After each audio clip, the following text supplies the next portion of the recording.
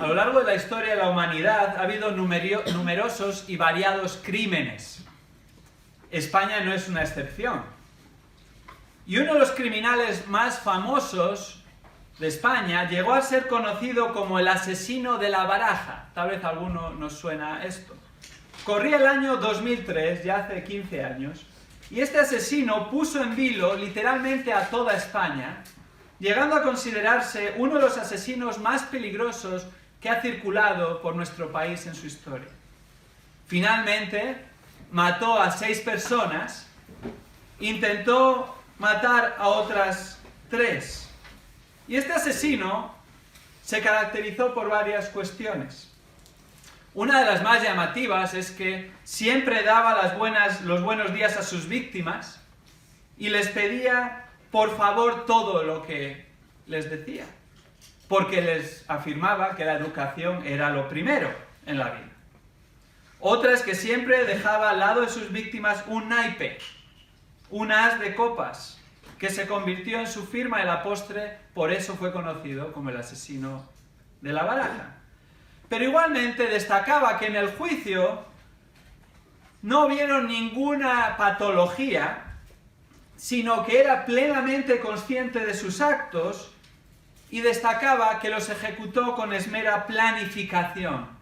Tramaba muy bien sus crímenes, hasta tal punto que no parecía un criminal. Nadie se daba cuenta. Y si no hubiera sido que él un día entró en una comisaría y se entregó, creen que aún estarían buscando a este asesino de la Baraja porque nunca hubiera sido el asesino que hubieran pensado que había cometido estos crímenes. Gracias a Dios está a buen recaudo en la cárcel, aún hoy en día, no hay nada de lo que debemos de preocuparnos, ¿verdad? No queremos asustar a nadie. Pero en el estudio de esta mañana vamos a ver unos asesinos, unos criminales, que tampoco lo parecen, y vamos a ver cómo van a tramar un crimen. Vamos a ver la trama de un crimen. Y concretamente, vamos a ver la trama del crimen de Jesús. La trama del crimen de Jesús en Marcos capítulo 14. Abramos nuestra Biblia en Marcos capítulo 14 y vamos a ver la trama del crimen de Jesús en los versículos 1 y 2.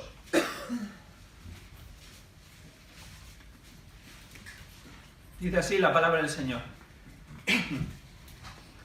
Faltaban 2 días para la Pascua y para la fiesta de los panes sin levadura. Y los principales sacerdotes y los escribas buscaban cómo prenderle con engaño y matarle. Porque decían, no durante la fiesta, no sea que haya un tumulto del pueblo. Estos versículos que acabamos de leer nos hablan de la trama del crimen de Jesús. Comenzamos un nuevo capítulo en el estudio de Marcos, el capítulo 14. Y antes de entrar de lleno en este nuevo capítulo, que inicia la recta final del Evangelio, hemos de situarnos en lo que había sucedido hasta aquí. Jesús había llegado a Jerusalén con sus discípulos. Esto lo vemos en los capítulos 11 y 12 de Marcos. En su primer día, Él entra aclamado por las multitudes en Jerusalén, lo que generalmente se conoce como la entrada triunfal, que se celebra en Semana Santa, lo que es conocido en nuestro país como el Domingo de Ramos. En su segundo día, de nuevo fue al templo. Y se conoce sobre todo sus acciones en ese día porque echó a los mercaderes y cambistas, episodio bíblico muy conocido por la mayor parte de la gente, y les echó a la fuerza por una razón, porque habían convertido la casa de oración de Dios en cueva de ladrones. En su tercer día en Jerusalén, que relatan estos capítulos 11 y 12 de Marcos, Jesús vuelve de nuevo al templo. Allí se enfrenta con preguntas maliciosas de los religiosos que buscaban desacreditarle y destruirle. Y después de responder a estas 4 preguntas, Él les hace una pregunta y advierte a todos contra los religiosos, sobre su hipocresía. Y allí en los últimos momentos en el templo, ese tercer día en Jerusalén, observan el atrio de las mujeres como una viuda pobre ofrenda, y Jesús lo usa para enseñar a sus discípulos acerca de la ofrenda generosa. Así llegamos al capítulo 13 de Marcos. Todavía en su tercer día en Jerusalén, en su última semana en esta tierra. Jesús había salido de Jerusalén en dirección a Betania y comienza a enseñar a sus discípulos, especialmente el capítulo 13, prácticamente su totalidad, salvo el versículo 1 y 2, sucede en el Monte de los Olivos. Y allí Jesús les predice el fin de los tiempos, les predice la tribulación y les predice su segunda venida. En los primeros 13 versículos les predice el fin de los tiempos, cuando va a haber engaño masivo, catástrofes mundiales, persecución de los creyentes, cumplimiento de la gran comisión. Pero no solo eso, sino que les predice en los versículos 14 al 23 el tiempo de la tribulación, que según la Biblia nos enseña, durará 7 años. Y especialmente habla de los últimos 3 años y medio, la abominación de la desolación, que será un tiempo de grandes huidas, gran sufrimiento, gran falsedad. Dice el mismo Jesús que no será comparable a ningún otro tiempo ni época. Será lo peor que ha visto esta tierra. Gracias a Dios que su palabra enseña que los creyentes, su iglesia, será arrebatada antes de la tribulación. Y justo después de la tribulación, Jesús predice que Él regresará a la tierra. El regreso del Rey, su segunda venida, versículos 24 al 37. Esta venida será majestuosa y volverá para reinar. Reinar en la tierra por 1000 años con sus escogidos. Y no sabemos el tiempo exacto de cuándo esto va a suceder, pero sí que Jesús dice que está cerca y que hemos de estar preparados para su regreso a la tierra para reinar. Y así, en este contexto es que comienza el capítulo 14, entramos en una nueva fase de la narrativa del Evangelio de Marcos, pero todavía estamos en el tiempo del tercer día en Jerusalén, al menos el principio del versículo 14. Y así en estos dos primeros versículos encontramos una nueva situación que concretamente nos describe los elementos de la trama del crimen de Jesús. Los elementos de la trama del crimen de Jesús. Todavía hay personas aquí que les gustan las novelas, especialmente las novelas policíacas o de suspense, y generalmente te encuentras estos elementos también en cualquier crimen. Y lo vemos aquí en estos versículos. Y el primer elemento que observamos es el escenario del crimen. El escenario del crimen de Jesús. Versículo 1, primera parte, fijémonos. Faltaban 2 días para la Pascua y para la fiesta de los panes sin levadura. El versículo 1 empieza mostrándonos cuál es el escenario de la trama del crimen de Jesús. Nos ubica precisamente en el tiempo que sucede esta trama. Fijémonos, faltaban 2 días para la Pascua y para la fiesta de los panes sin levadura.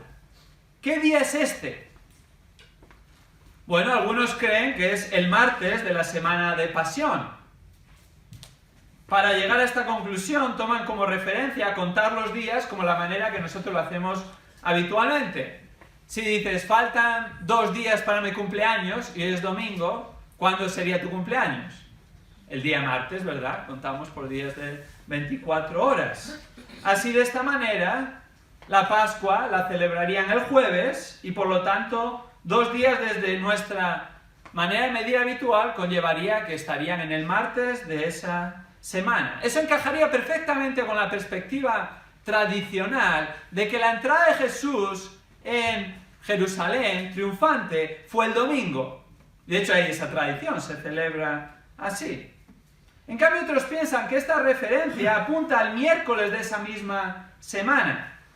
Así la manera de contar sería la de los judíos de aquella época, que no contaban como nosotros, sino que empezaban a contar incluyendo el día en el que ya estás. Así, de la misma manera, si tú dijeses, faltan 2 días para mi cumpleaños, si estuvieras en aquel tiempo, en el tiempo de los judíos, entonces contarías hoy domingo como primer día y mañana lunes como segundo día y tu cumpleaños sería el día lunes. Muy distinto a la manera que nosotros pensamos. Si se toma de referencia esa manera de contar, entonces estamos en miércoles y la Pascua se celebraría el jueves, miércoles primer día, jueves segundo día, faltarían 2 días para la Pascua. Si esto fuera así, entonces la entrada triunfal de Jesús no fue el domingo en Jerusalén, sino que fue el lunes. No era una manera extraña de contar los días por los judíos, era la habitual. De hecho, así contamos también los días que Jesús pasó en la tumba. ¿Nos acordamos cuándo iba a resucitar? Al tercer día. Y está bien documentado que Jesús murió el viernes y resucitó el domingo, que celebramos también como domingo de resurrección. Si contamos de la manera habitual, como en nuestra época no nos salen las cuentas y algunos por eso no entienden que resucitó al tercer día. Pero si tomamos de referencia la manera de ver los días y de contar de los judíos, que es la correcta, o estamos en ese contexto y en ese tiempo, entonces encaja perfectamente. Viernes, primer día, sábado, segundo día, domingo, tercer día, resucitó. Creo que esa es la manera más coherente de tomar esta referencia y ubicar el escenario. Por lo tanto, estamos en el miércoles de esa semana. Todavía su tercer día en Jerusalén. Recordemos todo lo que ha pasado en ese tercer día que ha venido relatando el Evangelio de Marcos. Ese tercer día comienza en Marcos capítulo 11, versículo 27. Y ese mismo día es que comienzan los religiosos a tramar definitivamente contra Jesús. Ahora, el texto nos dice que faltaban 2 días, sí, pero ¿para qué?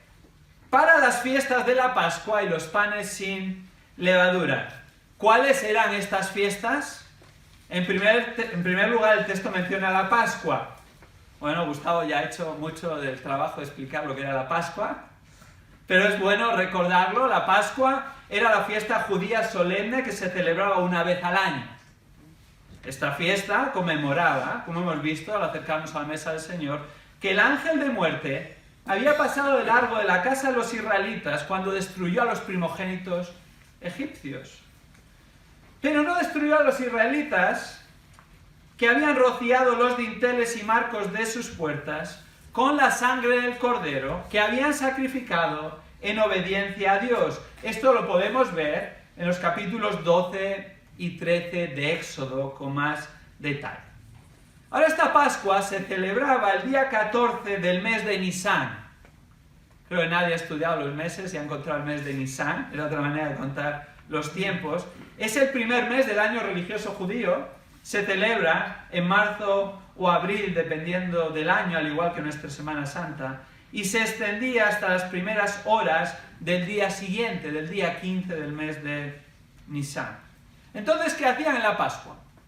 En la Pascua celebraban lo que Dios había hecho en Egipto, y así el cordero pascual era sacrificado la tarde del día 14, comido después de la puesta del sol, lo cual consideraban el final del día los judíos, y entonces ya entraban el día siguiente, el día 15. Todo esto es necesario para entender y ubicar la palabra de Dios. ¿Cuándo acaba el día para nosotros? Acaba el día a las 12 de la noche, ¿verdad? Así celebramos la entrada de año. Ahora estamos a un mes aproximadamente del año nuevo. Entonces en Nochevieja, en España existe la tradición de las campanadas, y algunos toman las uvas y algunos se atragantan con las uvas, ¿verdad? Es una tradición muy española.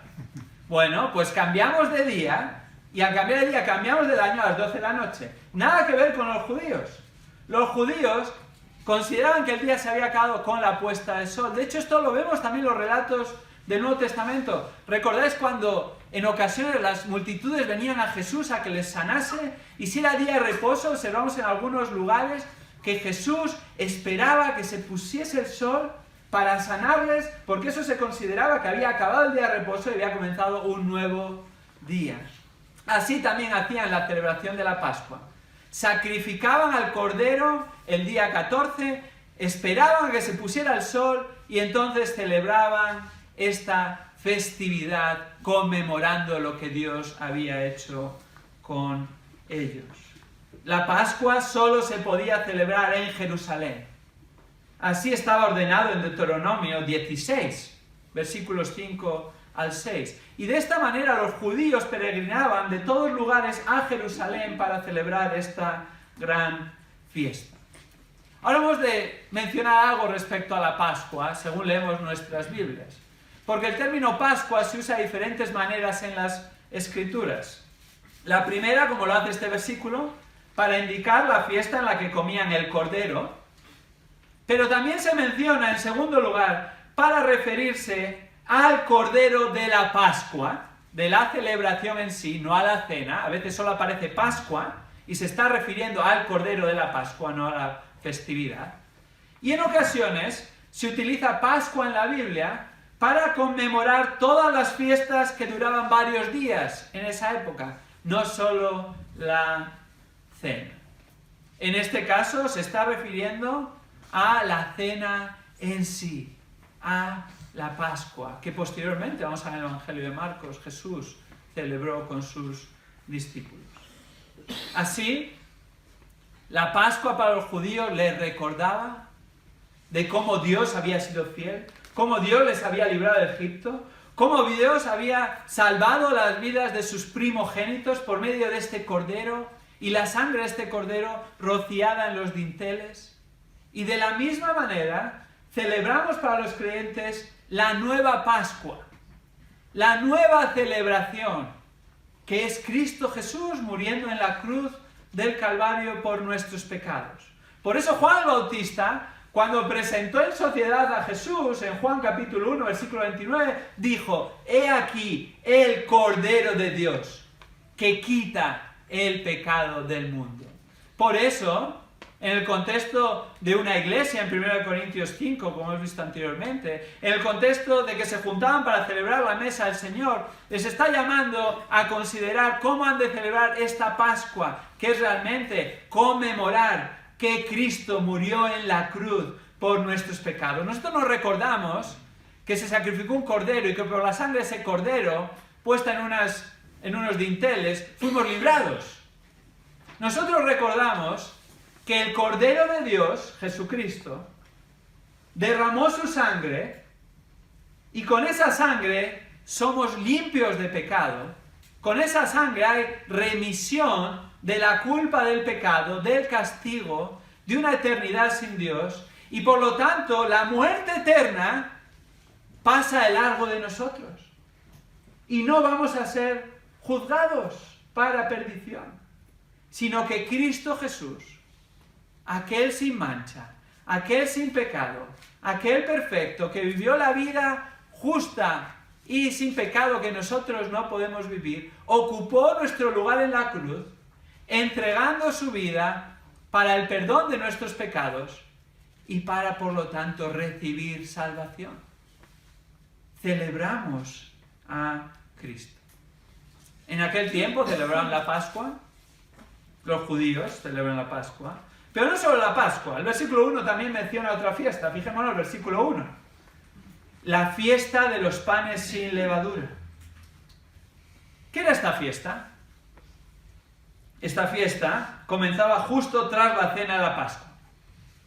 Iba del día 15 al 21 del mismo mes de Nisan, más extensa que la cena de la Pascua. ¿Qué conmemoraba la fiesta de los panes sin levadura? Conmemoraba otro momento muy significativo en la historia de Israel, cuando Dios intervino de manera sobrenatural. La salida de los israelitas de Egipto, como vemos en Éxodo 23, 15.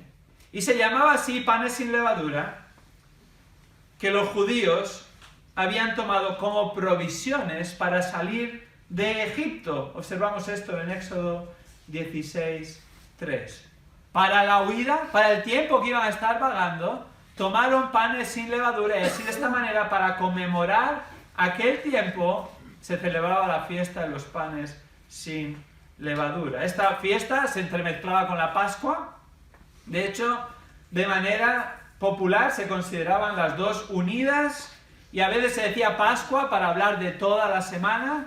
En ocasiones se hablaba de Pascua solo para la cena, como hemos visto, y los panes sin levadura era parte de estas celebraciones. Es como, en cierta medida, como hacemos aquí en León, en las fiestas de León, ¿verdad? Tenemos la fiesta en junio, que es de San Juan, que se dice, el 24, y San Pedro, que es el 29. Pero hoy en día ya no se distingue qué día es cuál, sino se dice las fiestas de León y todo es uno. es lo que está sucediendo aquí. Estaba la fiesta de la Pascua, la fiesta de los panes sin levadura. En realidad todo era una celebración muy especial para los judíos. Unas fiestas muy significativas estaban a punto de empezar. ¿Y qué estaban haciendo los religiosos? Como vamos a ver a continuación. Los enemigos de Jesús, el mismo día, ese tercer día en Jerusalén, el mismo día que habían sido confrontados por él, ya estaban tramando definitivamente la muerte de Cristo. Estaban tramando cómo acabar con su vida. No hay días de descanso para la maldad y el pecado. No hay fiestas de guardar. ¿Te has fijado en los telediarios? ¿Te has fijado en las noticias? Sea en modo que lo veas. ¿Acaso, si vuelves hoy a casa y hoy es domingo y es fiesta, la mayor parte de la gente no trabaja, vas a casa, enciendes el telediario y no vas a ver malas noticias? ¿No va a haber crímenes? ¿No va a haber maldad en el mundo? ¿O tal vez los criminales dejan de ejecutar sus fechorías durante Semana Santa? ¿O es una fiesta religiosa de guardar? ¿O ahora que se acercan los días de Navidad, ya no hay crímenes ni robos? No. Justamente lo contrario. La época de Navidad es uno de los momentos del año que se convierte en el favorito de los criminales para robar, junto con los meses del verano. Hay incluso ladrones que roban jugueterías en Navidad. No hay descanso para la maldad. Y es lo que vemos aquí en este caso. Los religiosos, hipócritas, como Jesús les había dicho en varias ocasiones, no descansaron para realizar su maldad ni siquiera en las fiestas más significativas de los israelitas y que ellos ejemplificaban y en teoría tenían que llevar al pueblo a concentrarse en ellas para apuntar a Dios y su fidelidad y su cuidado del tiempo de Israel. En lugar de estar haciendo eso, estaban tramando en este escenario el crimen de Jesús. La maldad no tiene límites.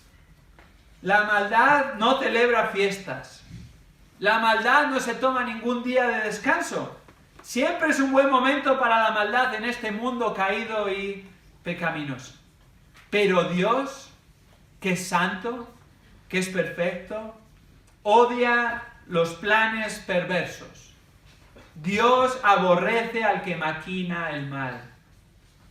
Si vamos por un momento a Proverbios capítulo 6, estamos leyendo en nuestra lectura dominical el libro de Proverbios, y en el capítulo 6 encontramos unos versículos que afirman que hay 6 cosas que odia el Señor y 7 que abomina, que aborrece. Concretamente está en Proverbios 6, versículos 16 al 19.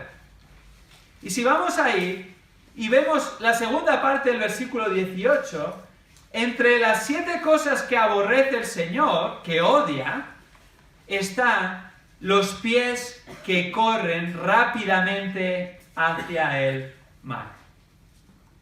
Esto describe este versículo de Marcos capítulo 14, versículo 1. Los religiosos, en lugar de celebrar estas fiestas tan significativas, el mismo día que han sido confrontados por Jesús en el capítulo 12, versículos 38 al 40, ya están tramando el mal contra Jesús en este escenario inmediato. Es la naturaleza del corazón del hombre. El corazón del hombre es malvado, es pecaminoso. Como afirman las Escrituras en Romanos capítulo 3, no hay justo ni a uno, no hay quien entienda, no hay quien busque a Dios, no hay quien haga lo bueno, ni siquiera uno. Garganta abierta, sepulcro abierto, garganta abierta, es su boca, sus caminos desviados, su mente tramando el mal. Esa es la descripción bíblica del corazón del hombre. El hombre no es bueno por naturaleza. Esa es una mentira extendida por Satanás, no es lo que dice la palabra de Dios.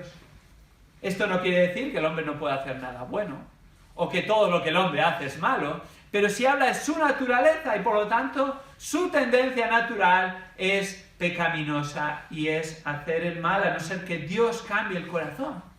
En lo que la Biblia describe como la regeneración, solo en Cristo Jesús, en el poder del Espíritu de Dios que viene a morar en aquel que es regenerado, puede haber verdadero cambio. Sin embargo, aquellos que están todavía muertos en sus delitos y pecados, como Efesios capítulo 2, versículo 1 afirma, tienen planes perversos, maquinan el mal, sus pies corren rápidamente hacia el mal, y a estos aborrece el Señor, porque el Señor es santo, es perfecto, es justo. El malvado está maquinando en cualquier momento sus planes, sus pies corren rápidamente hacia el mal. Sin embargo, si estás aquí en esta mañana y eres hijo de Dios, eres creyente, nuestra nueva posición en Cristo nos lleva a correr justo en la dirección opuesta. No es solo decir, no tengo que correr hacia el mal. La Biblia nunca habla en esos términos. La Biblia siempre da un sustituto. Dios nos habla en los términos de despojaos, Colosenses 3, pero no es solo despojarse, sino es revestirse. ¿Con qué ha de revestirse el creyente? No ha de correr hacia el mal, sino que ha de correr hacia el bien. Y ha de correr y apartarse del mal. Cualquier momento para el creyente es bueno para alejarse del mal. No coquetees con el mal. No veas cuánto te puedes acercar al fuego sin quemarte, sino que el creyente se aleja todo lo posible del pecado. No hemos de relajarnos porque es una lucha espiritual. Romanos 8 nos llama como nuevas criaturas en Cristo a mortificar el pecado. Ahora, los creyentes pertenecemos a Dios que nos ha comprado por la sangre de Cristo. Hemos sido apartados para Dios para hacer buenas obras que le traigan honor y gloria a Él. Y por lo tanto el creyente no busca ver cuánto se puede acercar al pecado sin pecar, sino que se aleja todo lo que puede del pecado y del mal. Cualquier escenario para el creyente es bueno para hacer el bien y para alejarse del mal. Sin embargo, para el malvado, como estos religiosos, cualquier momento es bueno para tramar el mal.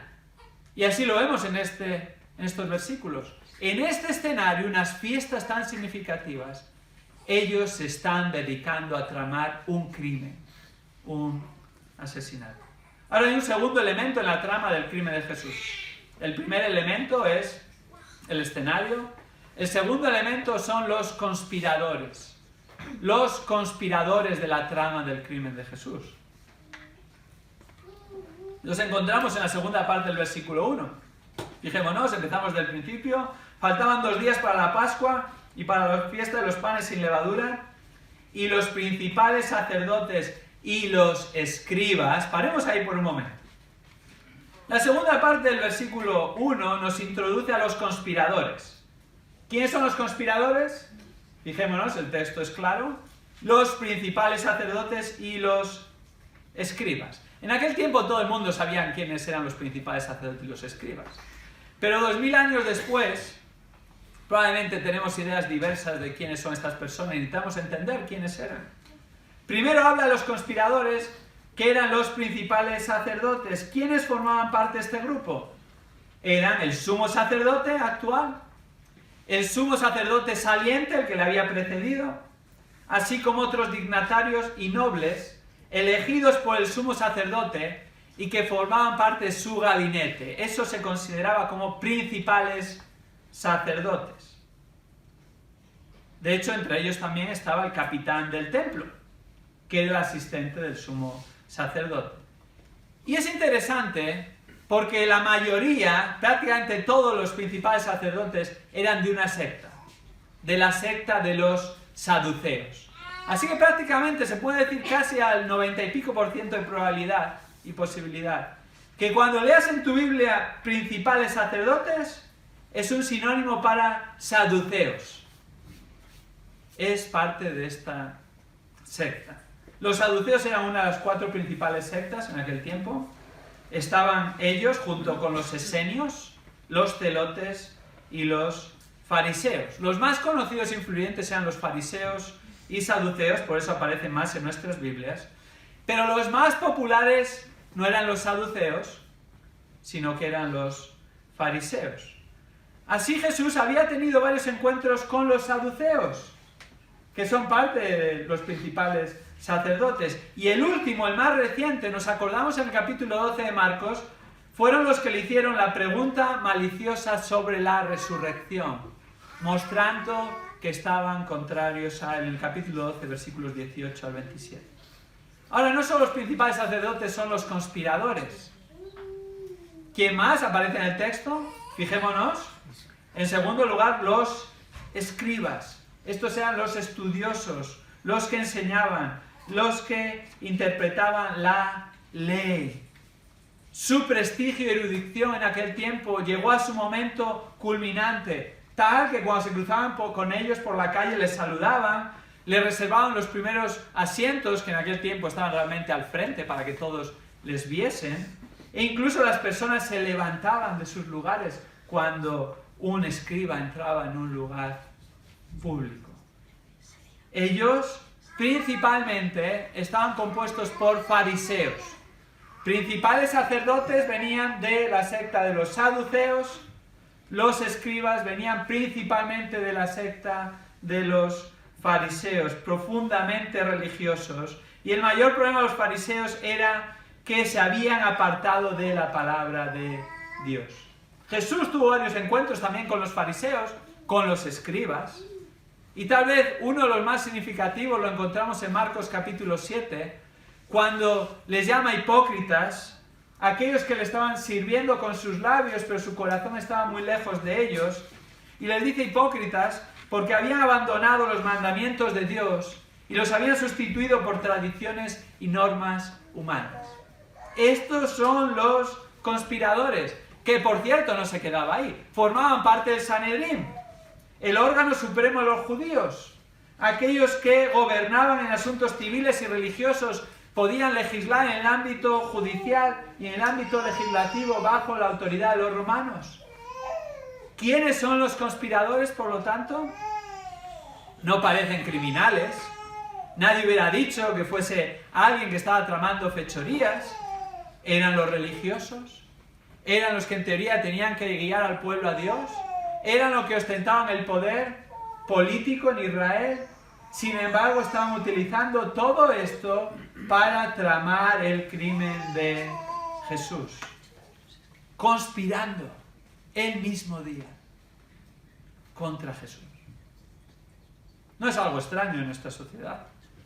Estamos acostumbrados a ver conspiraciones en los órganos de poder actual, ¿verdad? Solo hay que echar un vistazo a los partidos políticos. Recordamos hace poco hubo la renovación del líder de un partido político, uno de los principales de España, el Partido Popular, y por primera vez realizaban primarias, lo cual significa que hay campo abierto para tirarse los trastos unos a otros a la cabeza, con tal de conseguir el voto, ¿verdad? Sí, somos compañeros, nos llevamos muy bien, pero en cuanto te das la vuelta, te clavan el puñal por la espalda. Esa es la realidad del corazón humano. Y lo observamos en este partido político, como se puede observar en el resto de partidos políticos, por el corazón del hombre es el mismo. Pero en este caso, finalmente se presentaron 3 candidatos. 2 de ellos, ellas, en este caso, conocidas rivales acérrimas desde hace años. Era Vox Populi. Así que finalmente, fruto de su rivalidad, se benefició el tercer candidato, que finalmente salió elegido. Porque Pablo Casado recibió el apoyo de María Dolores de Cospedal, que con tal de no ver a su rival Sáenz de Santa María llegar al poder del partido, realmente conspiró por detrás, hizo todo lo posible, y cuando vio que iba a perder, apoyó a aquel que tal vez los demás podrían apoyar. Esto es lo que estaban haciendo los religiosos. La secta de los saduceos y la secta de los fariseos, representada por los principales sacerdotes y escribas, nunca se juntaban para nada. No creían lo mismo. No compartían prácticamente nada, salvo supuestamente el mismo Dios, el Dios de Israel, y alguna otra cosa. En cambio, se juntan para conspirar en contra de Jesús. ¿Cómo lo hacen? Si volvemos a Proverbios capítulo 6, que nos habla de aquellos que aborrece el Señor y lo que hacen, vemos en el versículo 18, el mismo contexto, pero la primera parte. Fijémonos a quién aborrece el Señor, porque no es a qué. Ya lo vamos a explicar. Versículo 18 dice: un corazón que maquina planes perversos. ¿Qué aborrece el Señor? ¿Qué odia el Señor? Un corazón que maquina planes perversos es una manera de hablar, es una figura del lenguaje. ¿Quién tiene ese corazón? Que en realidad corazón se está refiriendo al interior del ser humano, donde vienen las emociones y los pensamientos. ¿Qué vamos a echar? ¿La culpa al corazón o a la mente? ¿De quién es ese corazón y de quién es esa mente? Del hombre. ¿Quién es el que está maquinando planes perversos? El hombre. Dios odia, aborrece, una de las 7 cosas que aborrece es aquellos que maquinan planes perversos. Aquellos que maquinan el mal, Dios aborrece. Dios aborrecía a estos conspiradores que estaban maquinando en contra de Él, aunque fuesen principales sacerdotes, aunque fuesen escribas, aunque dijesen que hablaban de parte de Dios, aun si tenían el respeto y tal vez la gente se levantase de sus asientos cuando entraban en los lugares públicos, Dios les aborrecía, porque Dios conocía su corazón que iba a salir a la luz muy pronto, en unas horas. En cambio, los creyentes, los que hemos nacido de nuevo, los hijos de Dios, no hemos de conspirar contra nadie, ni unirnos a nadie que maquina y trama el mal. Hemos de alejarnos de aquellos que maquinan y traman el mal. Hemos de cuidar nuestro corazón. Hemos de empezar por nuestro corazón para que no maquine ni trame el mal, ni maquine planes perversos. ¿Cómo podemos hacer eso? Justamente haciendo lo contrario en el poder del Espíritu. Filipenses 4:8 afirma: por lo demás, hermanos, está hablando a creyentes, todo lo verdadero, todo lo digno, todo lo justo, todo lo puro, todo lo amable, todo lo honorable, si hay alguna virtud o algo que merece elogio, en esto meditar, en esto pensar. No solo no hemos de pensar lo malo, ni maquinar lo malo, ni hacer planes perversos, sino que en su lugar hemos de pensar en lo verdadero, en lo digno, en lo justo, en lo puro, en lo amable, en lo honorable, en la virtud, en el elogio. Y esto es nuestra vida en general. Esto no es solo para grandes planes, esto es para el día a día. ¿Qué estoy pensando de mi hermano que está sentado ahí a mi lado? Otra vez, 2 o 3 sillas adelante o atrás. ¿Estoy pensando lo justo? ¿Estoy pensando lo verdadero? ¿Estoy pensando lo mejor? ¿O qué estoy pensando de si estás casado o casada, de tu esposo o esposa? Cuando hay un desacuerdo, cuando hay un malentendido, cuando tal vez hace algo que te molesta o no te gustaría, ¿qué piensas? ¿Piensas lo mejor? Bueno, probablemente lo ha hecho sin mala intención, ¿verdad? ¿O no se ha dado cuenta? O tal vez solo una preferencia. O finalmente esto no es pecado, así que no tengo por qué enfadarme, porque si no, estoy viviendo mi propia autojusticia. Sí, tal vez es necesario hablarlo, pero voy a pensar lo mejor. Voy a pensar lo justo, lo amable, lo bueno, lo que es de elogio. Y no voy a dejar que mi corazón empiece a caminar por ese camino. Pues si empieza a caminar por ese camino, finalmente va a salir a la luz. Y el día que salga a la luz no será, ¡ay, cómo ha pasado esto! No, será el desarrollo de un camino largo que ha ido tramando en su corazón durante tiempo, meses, años, que ha estado ahí anidando, que le ha estado dando de comer. El monstruo ha crecido, ha crecido, ha crecido, y al final el monstruo se engulló a la persona y salió el monstruo a la luz. Esa es la realidad, porque ese corazón estaba maquinando planes perversos durante mucho tiempo. No ha sido algo puntual. No nos hemos de juntar con los que maquinan el mal. ¿Quiénes son nuestras amistades? Sí, estamos en el mundo, tenemos que vivir en el mundo, hemos de ser luz y sal en el mundo, pero hemos de cuidarnos con quién nos juntamos, con quiénes pasamos más tiempo, quiénes son las personas más cercanas, y no participar de aquello que va en contra de Dios, aquellos que están hablando mal del prójimo. Necesitan ser confrontados, si son creyentes especialmente. No hemos de participar de ello. Quienes buscan difamar, no hemos de dar oído a difamaciones.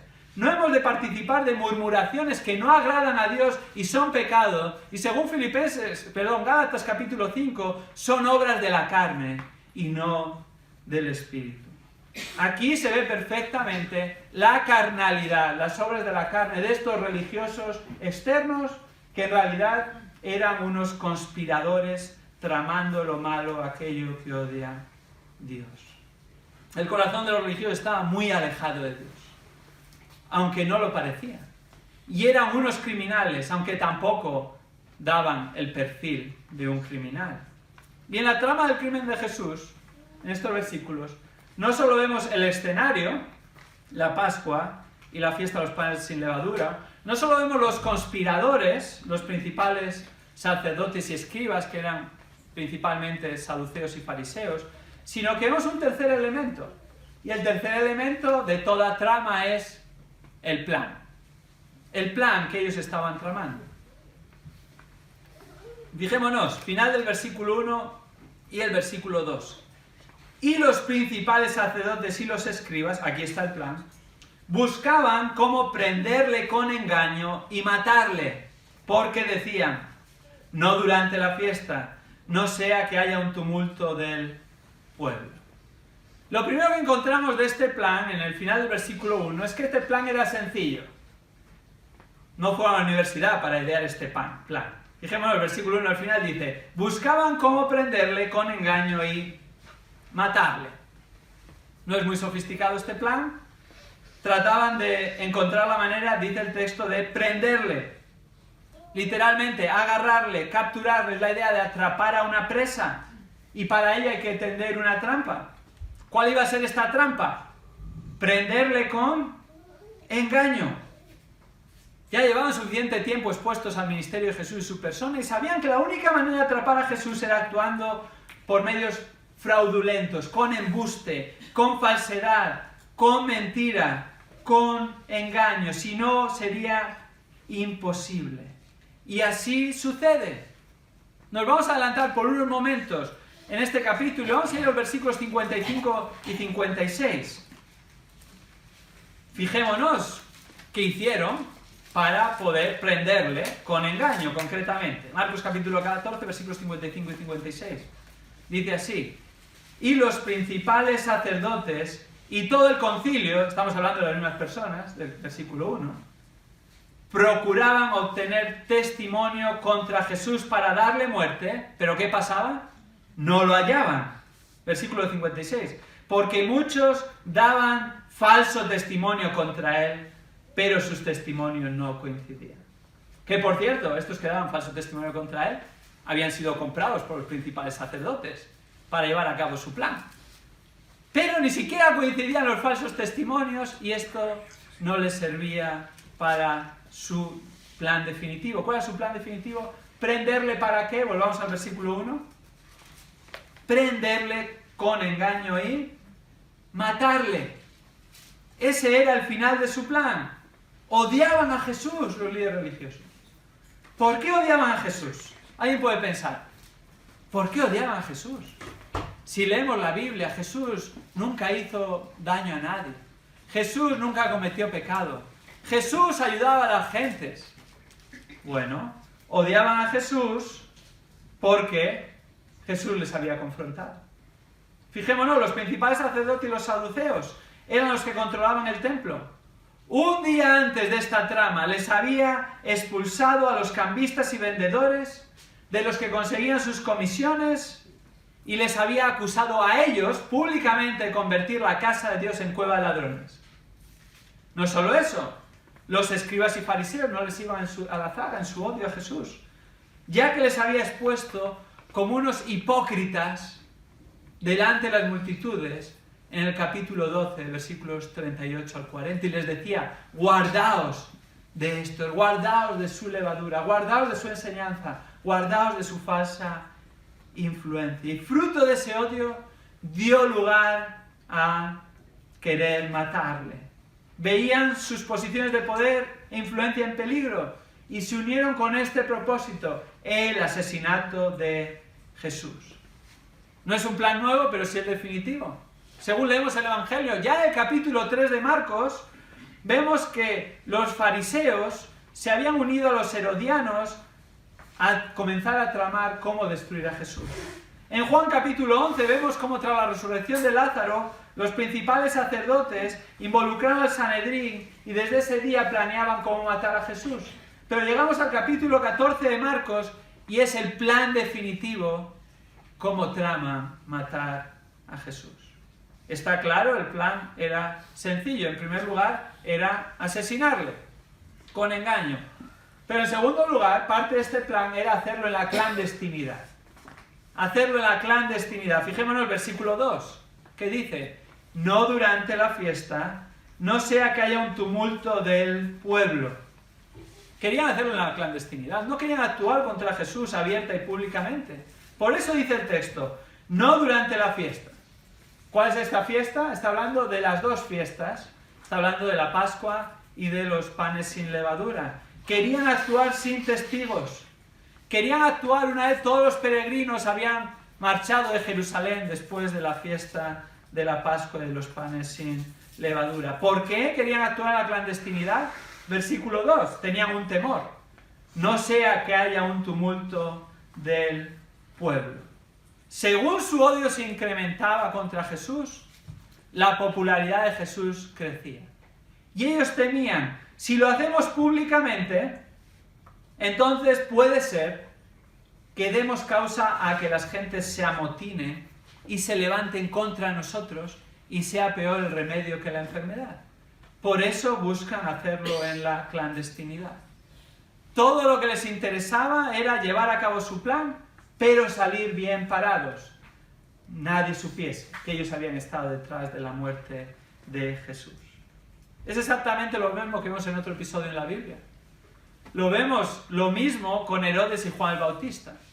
Observamos este episodio en Marcos capítulo 6, versículos 14 al 29. ¿Nos acordamos de esta historia? La historia de cómo Juan el Bautista es decapitado por Herodes. Herodes Antipas, Herodes el tetrarca, gobernaba en Galilea y Perea. Por cierto, era el gobernador durante los tiempos de Jesús. Y este gobernante vivía en adulterio, entre otras cosas, y entre otros pecados, porque se había casado con la mujer de su hermano, Felipe, que se llamaba Herodías. Así Juan el Bautista le confrontó.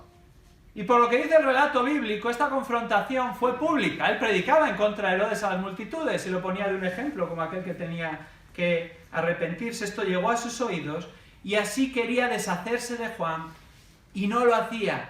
¿Por qué no lo hacía? Juan 14:5 afirma, tenía miedo al pueblo. Tenía miedo de que el pueblo se amotinase, porque Juan el Bautista también era muy popular, no tanto como Jesús. Finalmente sabemos, él tenía miedo al pueblo, pero en una fiesta, después de beber de más, él manda que venga su hija, su hijastra, la hija de su mujer, a que baile en la fiesta, y les agradó tanto, y le agradó tanto después de unas copas de más, y le dijo, pídeme lo que quieras, que yo te lo daré. La chica fue a su madre, la madre le dijo, pídele la cabeza de Juan el Bautista en una bandeja. Y así volvió, le pidió la cabeza de Juan el Bautista en una bandeja, y después de haberle dicho en público que le pidiese lo que quisiese, se la tuvo que dar, aun cuando tenía miedo de que el pueblo se levantase contra él. Exactamente lo mismo. ¿Qué le movió a Herodes, y sobre todo a su mujer Herodías, a acabar con Juan el Bautista? El odio que le tenían. El odio que tenían los religiosos a Jesús les llevó a planificar, tramar su muerte. Pero querían salvaguardar su posición de poder y debían de hacerlo con engaño y pretendían hacerlo en la clandestinidad. Si volvemos de nuevo a Proverbios capítulo 6, fijémonos, si les hacen un traje, les encaja a medida. Hemos visto ya los dos primeros ámbitos de las 7 cosas que aborrece el Señor, encajan perfectamente. Pies que corren rápidamente hacia el mal, ahí están estos religiosos. Un corazón que maquina planes perversos, ahí están. Versículo 19, Proverbios 6. Un testigo falso que dice mentiras, ahí están. Por medio de engaño, tratando de deshacerse de Jesús. En cambio, esto no agrada a Dios, sino que le trae reproche. Y el odio lleva más pecado. El odio lleva a la difamación. El odio lleva a la amargura. El odio lleva a mentir. Y el odio puede llevar incluso finalmente a tratar de deshacerse de otra persona de diversas maneras y al extremo, como hicieron estos religiosos, incluso acabar con la vida de otra persona, en este caso de Jesús. Esta era la motivación, este era el plan, asesinar a Jesús, asesinarlo en secreto porque le odiaban después de que hubiese pasado la Pascua. Sin embargo, el plan de Dios era distinto, aunque al final el resultado fue el mismo, la muerte de Cristo. El plan de los conspiradores era dejar pasar la Pascua con la menor publicidad posible. El plan de Dios Padre era que Jesús fuese entregado por Judas la noche siguiente y que todo sucediese sobre la fiesta de la Pascua con todas las multitudes presentes. El plan de los conspiradores era acabar con Jesús por su propio interés, quitarse de en medio a su enemigo. El plan de Dios Padre era sacrificar a su propio Hijo para salvación de todos los que habían de creer en Él como Señor y Salvador. ¿Qué plan se llevó a cabo al finalmente? ¿Lo que tramaron los conspiradores? ¿O lo que Dios había ideado desde antes de la fundación del mundo? Se llevó a cabo el plan de Dios Padre. Sí, ellos fueron los culpables del asesinato de Jesús, pero finalmente se cumplió el plan de Dios que es soberano. Así lo dice Pedro en Hechos 2. Movido por el Espíritu Santo en su sermón el día de Pentecostés, Hechos 2, versículos 22 al 24 afirma: varones israelitas, dirigiéndose a aquellos que habían sido parte del asesinato de Jesús, escuchad estas palabras. Jesús el Nazareno, varón confirmado por Dios entre vosotros con milagros, prodigios y señales que Dios hizo en medio vuestro a través de él, tal como vosotros mismos sabéis, a Jesús, entregado por el plan determinado y el previo conocimiento de Dios, clavasteis en una cruz por manos de impíos y le matasteis, a quien Dios resucitó, poniendo fin a la agonía de la muerte, puesto que era imposible que él quedara bajo el dominio de él. ¿Cuál fue el plan que finalmente se cumplió? El plan de Dios. Sí, estos asesinos asesinaron a Jesús. Dice Hechos capítulo 2, clavasteis en una cruz por manos de impíos y le matasteis. Ellos le mataron. Ellos le asesinaron. Ellos tenían un plan para llevarlo a cabo. Ellos son culpables. Eso muestra su corazón malvado. Pero finalmente, Dios soberano, que está en control de todo, ejecutó su plan. Y como dice Hechos capítulo 2, versículo 23, Jesús fue entregado por el plan de Dios, por el plan predeterminado y el previo conocimiento de Dios. El plan de Dios no conllevaba solo la muerte de Jesús. Y el plan de Dios, obviamente, no fue por odio, sino que fue por amor. El plan de Dios fue porque de tal manera amó Dios al mundo, como dice Juan 3:16, que ha dado a su Hijo unigénito, para que todo aquel que en Él cree no se pierda, mas tenga vida eterna.